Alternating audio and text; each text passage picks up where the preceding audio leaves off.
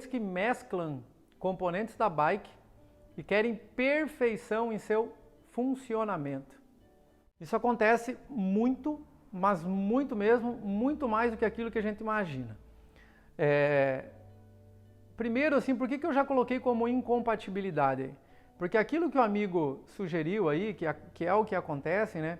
Essa mesclagem de componentes diferentes na relação da marcha, primeira coisa que nós temos que entender definitivamente isso, que ela é condenada pelos principais fabricantes, não vamos falar todos, mas os principais que eu considero como Shimano e como SRAM.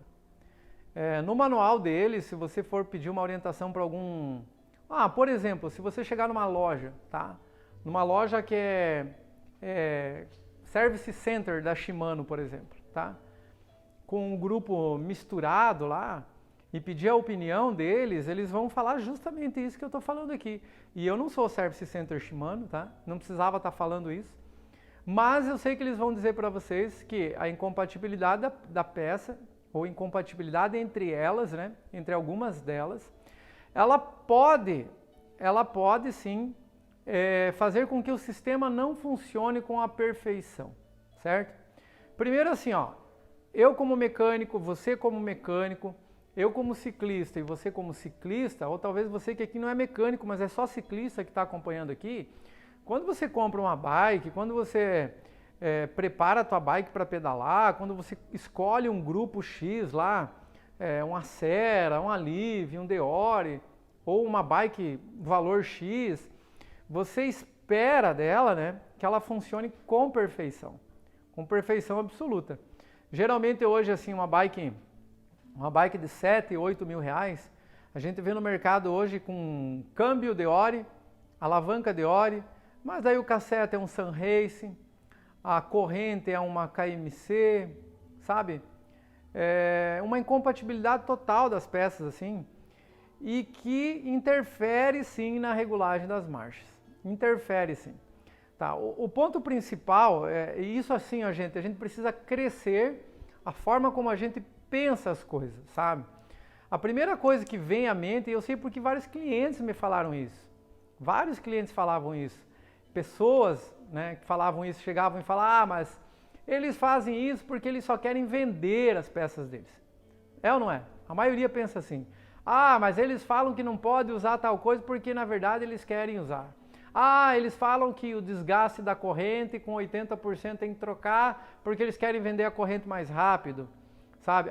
Ou não pode usar a alavanca D9 bolinha com a alavanca D9 pontinho porque eles querem vender tudo grupo fechado. Gente, a gente precisa crescer enquanto isso, sabe? Realmente a gente precisa mudar a forma de pensar. Né? Eu vou pro lado espiritual, né, que Paulo falava, renove a vossa mente, né? A gente tem que estar aberto para as coisas novas. À medida que a gente vai ouvindo as coisas, a gente se fecha, geralmente as coisas que a gente tem mais resistência a fazer são as coisas que a gente não quer experimentar, de maneira nenhuma. Mas quando a gente se abre para isso e pelo menos tenta ouvir o ponto de vista, você vai perceber que tem sentido nas coisas. Tem sentido. Imagine assim, o engenheiro lá, o japonês da Shimano, quanto tempo ele passou, quanto tempo ele gastou, né, para desenvolver cada detalhezinho que está lá, cada parafuso que está lá no câmbio, o desenho da roldana, por que ela segue uma forma específica, por que ela não é igual a um padrão mundial que todos usam, todos estabelecem. Por que ela tem essa diferença? Você já se perguntou isso? É justamente porque a engenharia ela investe nos mínimos, mas nos mínimos detalhes, para fazer com que o consumidor que está aqui no outro lado, que pega a peça na mão, sem saber o que foi feito na engenharia ou no desenvolvimento da peça, ele possa simplesmente usufruir aquela peça lá da melhor forma possível, sabiam? Na oficina a gente consegue experimentar, isso é palpável. Por quê? Porque a gente mexe com vários grupos, a gente mexe com vários tipos de peça. Eu percebo, qual é a minha percepção? Que um câmbio Deore Shimano, por exemplo, um câmbio muito bom Shimano, mas quando ele não está com a corrente da Shimano, ele faz um ruído, ó, um ruído maior, às vezes demora na troca da marcha, entende? São questões mínimas, mas que a gente consegue pegar na bancada. Geralmente não, sempre, as bikes que eu coloco na bancada para consertar, principalmente a regulagem de marcha, alguma coisa assim, eu faço um teste dela na rua. Então, faz a regulagem de marcha, eu tiro da bancada e vou testar ela. Ando poucas quadras aqui, próximo mesmo, 500, 600 metros, né, para testar a troca, porque esse é um outro detalhe bem interessante, né? A regulagem da marcha na bancada, ela nunca fica igual quando está andando lá. Lá você exerce uma pressão sobre a corrente, uma pressão sobre os componentes, ele tende a se comportar um pouquinho diferente. Então eu regulo sempre as marchas da bike no cavalete da oficina e depois faço um ajuste fino, entre aspas, na rua, andando com a bike. Sabe? Então assim eu asseguro que o meu cliente ele possa ter uma regulagem mais perfeita.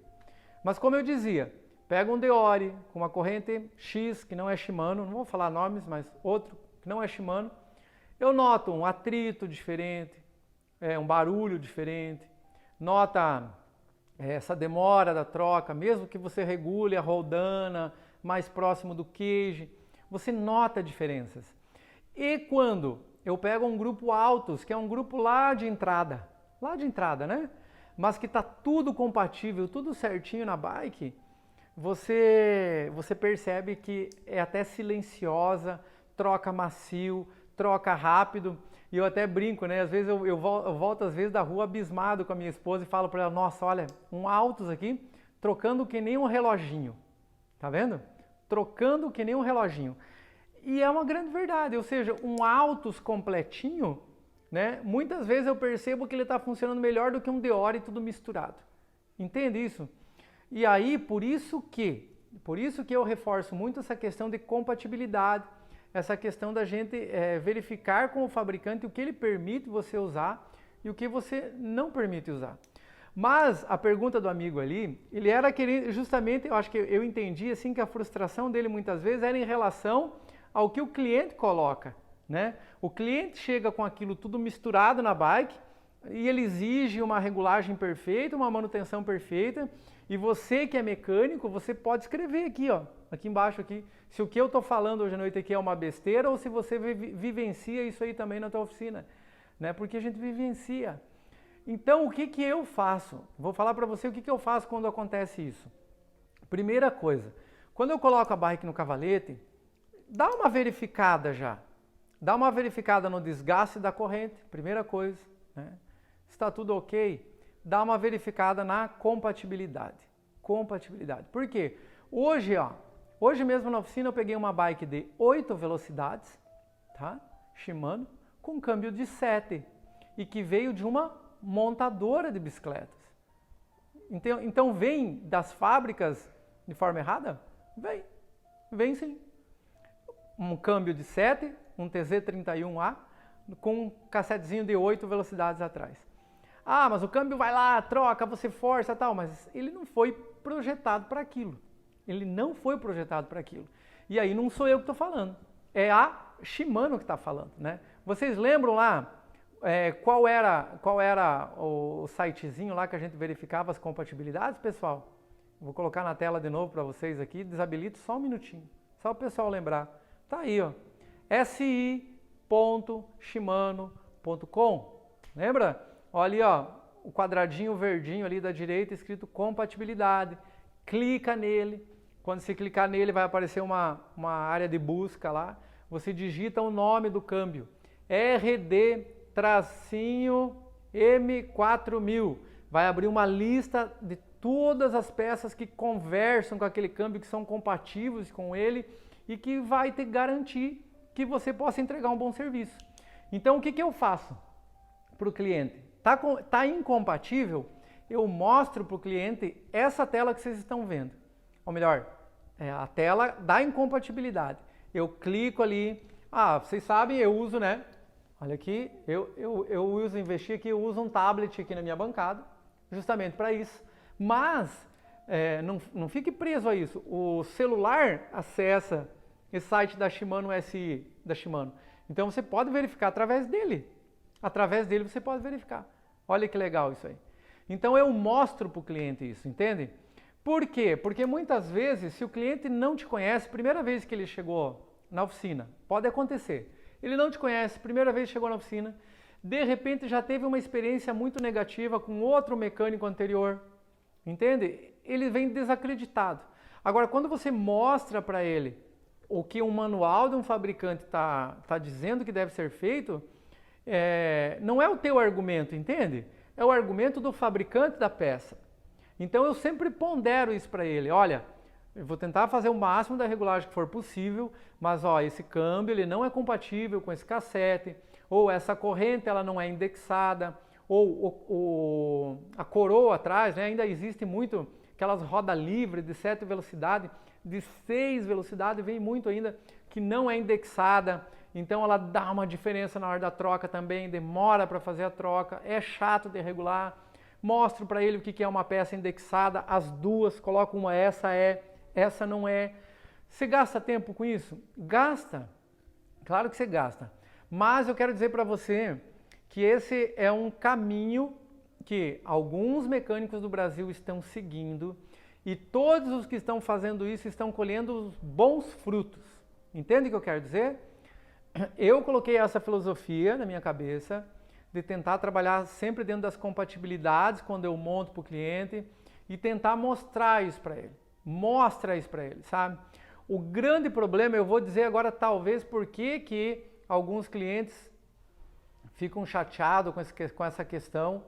Por quê? Porque culturalmente, até pouco tempo atrás, ou ainda existe muito isso, muitos mecânicos trabalham como é que eu vou dizer isso? Eles trabalham sem muito olhar para manual. Acabam fazendo muita gambiarra. Talvez essa seja uma das palavras. Gambiarra vocês sabem o que é, né? Todo mundo sabe, né? O ajuste técnico, né? Eu opto por não fazer, pessoal. Mas é uma opção minha, tá? Se você faz, amém. Mas porque eu estou seguindo uma linha da mecânica diferenciada. Eu quero mostrar para o meu cliente que quando ele não tem uma gambiarra na bike dele, por exemplo, ele vai poder usufruir muito melhor. Aí você vê, por exemplo, assim, ó, pessoas dizendo assim, ó, eu tenho pessoas que chegam na loja e falam, Deore não presta. Fala bem assim. Eu falei, poxa, Deore não presta? O Deore de 2 anos atrás era o XT, como não presta? Entende o que eu quero dizer? Lembra lá de uma live que nós fizemos lá, que a Shimano sempre vai rebaixando as categorias, vai melhorando os grupos acima? Então sempre o grupo de hoje é o que foi 2 anos atrás, 2 superior. Então o XTR de 2 anos atrás é o SLX de hoje. E aí não presta? Como assim? Mas há 2 anos atrás o XTR prestava? Entende, pessoal? Porque às vezes as pessoas têm uma experiência negativa por conta ou de uma incompatibilidade de peças, e muitas vezes por desconhecer essa informação. Então, se você é ciclista, se você não é mecânico, peça para o seu mecânico verificar a compatibilidade. Se você é mecânico, mostre para o teu cliente a incompatibilidade. E você não vai, tem muitas pessoas que pensam, mas se for assim eu não tenho nem serviço para fazer mais. Não, é muito pelo contrário. A partir do momento que você mostra a propriedade de um manual para o cliente, mostrando para ele por que funciona, por que não funciona, gente, ele cria muito mais afinidade com você. A tua confiança, ou melhor, a confiança dele para o teu serviço, ela aumenta. Entende isso? Você gera valor no serviço que você presta para o teu cliente. Essa é a questão. Muitas pessoas fazem um monte de gambiarra, tenta dar um jeitinho, mas vou tentar ajustar, mesmo não dando, sabe? E acaba às vezes piorando a peça, aí o cliente sai, tem uma impressão muito negativa daquele serviço e ele vai colocar em xeque o teu serviço. Lembra, por exemplo, o Free Hub da Shimano, que não se abre, né? Aquele negócio todo? Pois é, eu aqui abro, mas o meu cliente está sabendo que a Shimano orienta a não abrir. Entende o que eu quero dizer? O cliente sempre está sabendo, ele sabe daquilo, entendeu? Movimento central, que a Shimano também não permite abrir. Fala para o teu cliente, olha, o manual diz para não abrir, tá? Eu posso abrir, mas eu não vou garantir esse serviço para você, porque ele diz aqui que o serviço não vai ficar bom. Entende isso? Então, isso, olha o que o Roberto colocou ali, ó, jogar limpo com o cliente. É essa a palavra. É essa a palavra, pessoal. Joga limpo com ele. Quanto mais honesto você for com ele, mais ele vai te valorizar. Você como mecânico, entende? Mais você vai valorizar a tua profissão.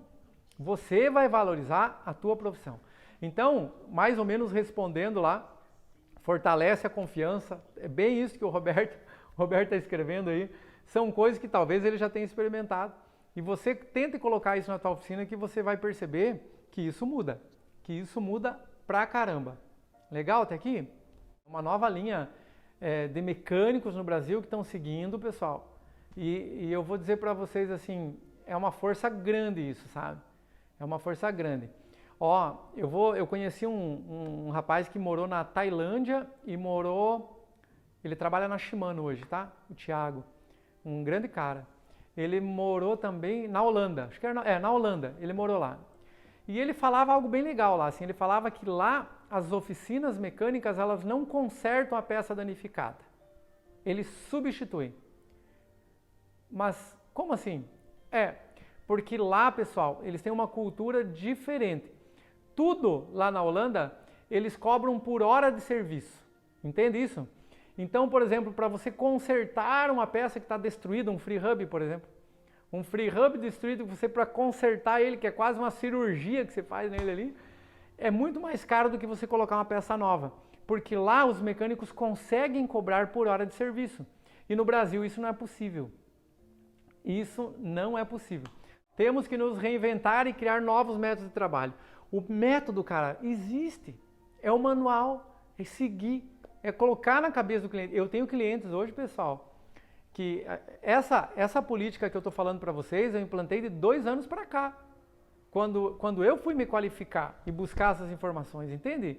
Não é de agora, não é de quando eu abri a loja, é de 2 anos para cá. E eu tenho clientes fiéis aqui na loja que só fazem o serviço comigo e que eles ponderaram justamente esse diferencial.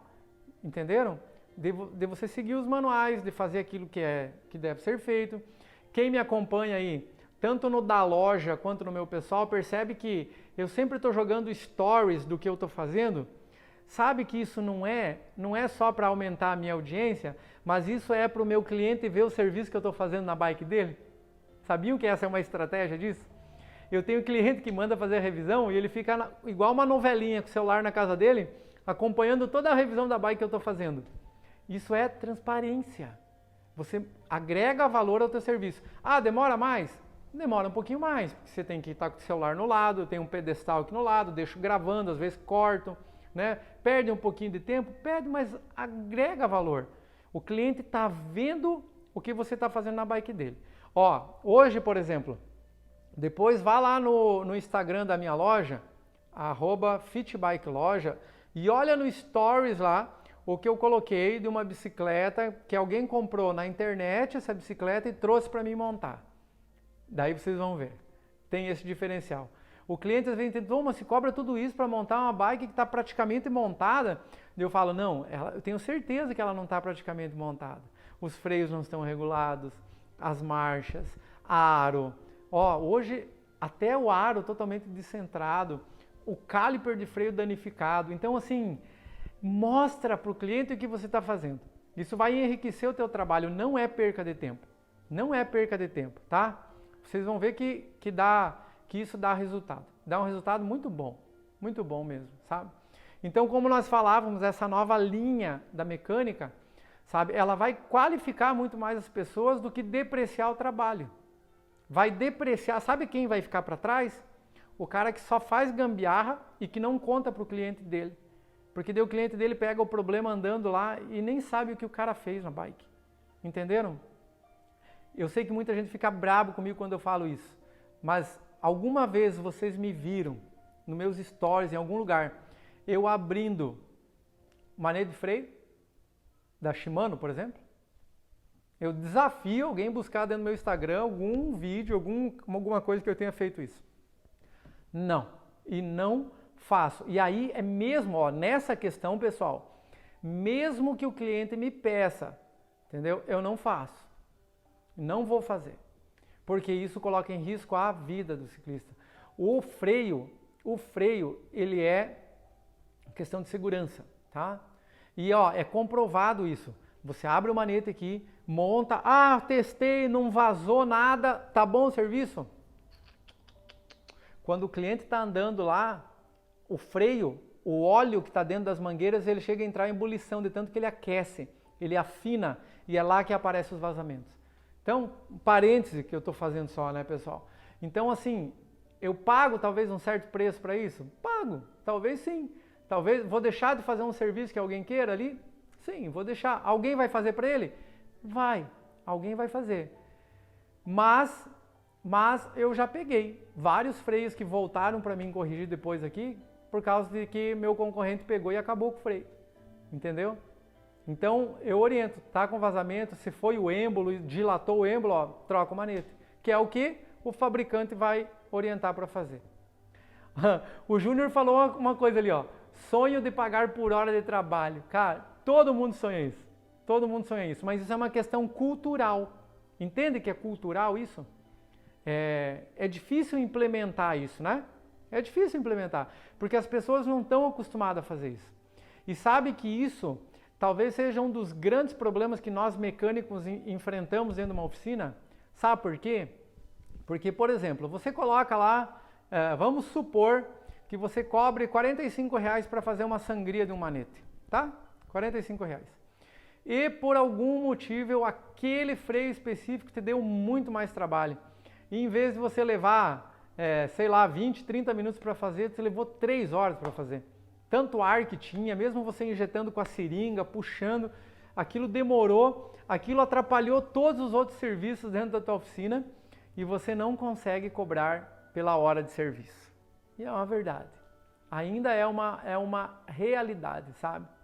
Ó, o Alexandre escreveu, isso tem em todo o ramo, sempre vai aparecer um mágico.